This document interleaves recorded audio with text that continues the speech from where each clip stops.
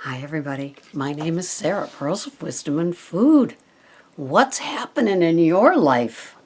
Well, yesterday was a very fun day for me. It had all the elements of just what I love to do. So I made my anytime casserole and I actually posted the little bonus video, which was fun. I loved putting that together. I did not use my food processor. I used the hand grater. And I should have put in cauliflower crumbles, and I forgot the grated carrots that the recipe called for. But it still looks just like the other recipe. And loved it, loved it. And I will definitely use my new little cookbook again. I made a half a batch, which would be 4 servings, because if Greg doesn't like it, that means I have it 3 times next week. So, and then I roasted a pork, half of which will be a dinner, which I think will be tonight, and the other half will be pork fried rice, pork fried cauli crumbles, which is another divine recipe, not unlike my crack slaw, that is surprisingly tasty. And, you know, I guess maybe I'm just so adapted to veggies in place of rice and or pasta that I don't even want the low-carb versions. And when I see pictures of people making that soul bread, which is a very low-carb bread, and they make it like a waffle with like the burger inside, the great big thick burger that they have on a keto plan, I just rather have the burger, I guess. You know, to me it's like near beer, which I mentioned yesterday. So then after that, actually got a little couch time reading, and then we went to see Tarzan, which was Greg's desire, and of course I kept putting it down, but we decided to go yesterday instead of today. And I had a medium popcorn with no butter on it, almost all of it, and I had some Sprite, all of which I counted in my tracker yesterday. And and I did not have dinner. I just had a fat bomb when we came home. But I am having a little bit of a food hangover, not because of food cravings, but because my body's not used to that. And I ate like a little piggy, and the small would have been fine. And I knew that. But did I stop? Of course not. Why? Because I'm an addict. So next time I know to get a small, because my eyes are bigger than my stomach, as they used to say. Anyway, today's topic. Are you ready? Can you even imagine what it is? No, I can't either. It's called Blindspot.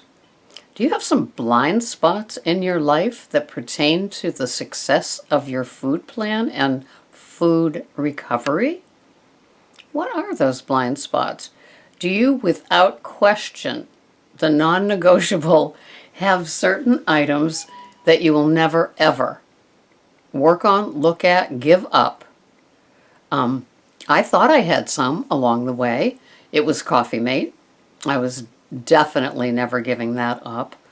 I made the transition to, I went to heavy cream, and I went to light cream, and I went to, all kinds of different things. I bought some of the creamers that were almond, and they were, I'd rather drink it black, thank you. But then I landed on my more like a latte than a bulletproof, and there I sit today. But what are some of your blind spots? Do you still buy a lot of bottled dressing that you use? When I have a big salad, I'll use 1 tablespoon of Kraft olive oil. There's olive oil series. One is pesto, one's Italian, with my EVU, my extra virgin olive oil, and just to make it a tad bit wetter. But I gave it up pretty much. I went to Bolt House when I first entered Weight Watchers, because I died and went to heaven, because you could have 2 whole tablespoons for something like 30 calories, and I think it might have only been 1 point. It was heaven. And it was good. And then I saw on the back the carrageenan that somebody pointed out to me, and it's like, oh, drat. And carrageenan it spells like carrageenan, but people pronounce it carrageenan. Go figure. And it comes from a certain seaweed, so some people used to tout it as totally healthy to eat because it's seaweed, and others began to find that there are some no-nos in it. And a lot of the organic or natural or minimally treated products stopped using it and advertised that on the front of their box, like some of the almond milk people. They advertise no more carrageenan and genin. And so, interesting, because they knew, and they were faking it as long as they could. But when public interest is awoken and on them, no looking back. So I'm very aware of my blind spots when I'm driving on a highway and when I'm backing up. I definitely have them with perception there. But with my food, I'm not sure if I'm working on blind spots. Isn't that funny? But when you see it, you'll know it if you're paying attention.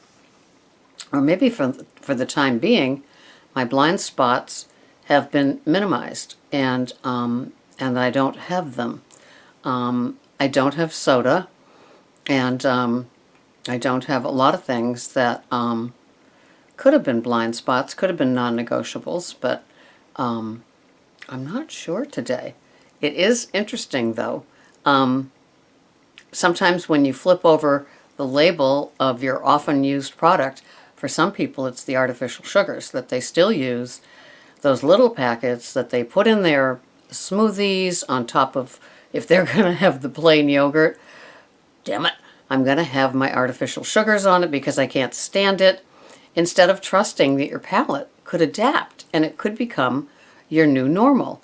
For me, the Fai plain full-fat yogurt is as normal as right as rain is, you know. It's just, it's what it's like for me. I mean, it substitutes for sour cream. It goes in my fat bomb at times, and then I love it with my peanut butter in it. That's my little favorite treat. And so, you know, I got past the yogurt phase of flavored yogurts that really should say sugared yogurts.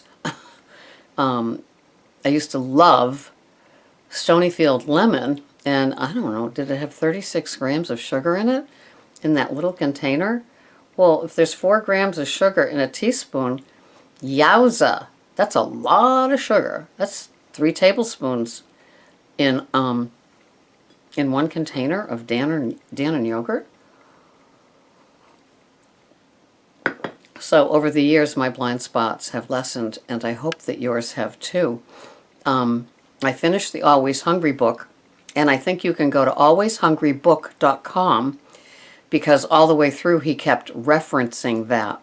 And I think it might be a free site where you can see some of the tools that he has for that full week of preparation that you do physically as well as psychologically, as well as pantry and fridge wise to prepare yourself for the new way of eating. This is the Always Hungry book by Dr. Lustig. I was calling him Ludwig before. And so it was very helpful to me. So it's alwayshungrybook.com, and that could pull in some websites for you. I'd pull it up now just to make sure I was giving you correct information, but I'm uploading today's video. It is 3:11 a.m. I had 7.5 hours sleep, don't you know? So I'm in fine shape. I'm getting ready for my walk. I will think about my blind spots. What are your blind spots? Have a wonderful day. Who knows, there could be a second video today. It's another full day off. Yay, yowza, baby. Have a wonderful day. This has been Sarah, Pearls of Wisdom and Food with her blind spots and my warts. Thanks for watching. Bye-bye for now.